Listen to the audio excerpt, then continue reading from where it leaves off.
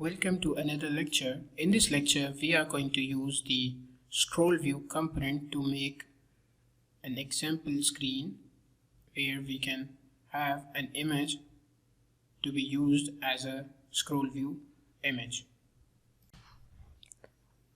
First of all, we are going to add an empty object inside our panel to hold the scroll view.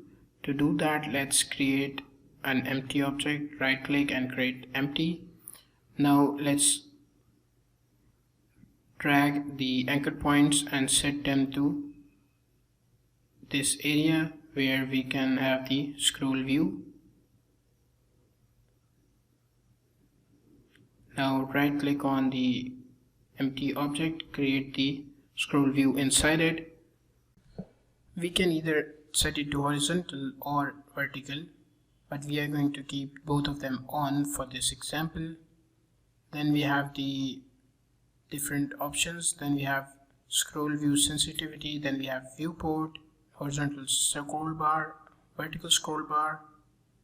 Then we have the on value change event listener. The list is empty right now.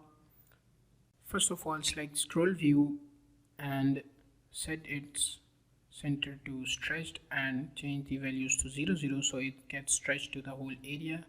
And inside it, we are just going to deal with the viewport, and inside our content we are going to add the image. Now let's just set this image to some image we have in our project.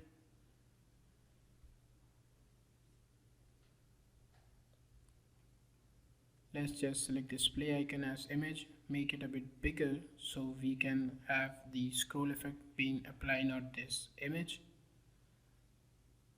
Let's hit play and you will see that we can scroll this image right and left.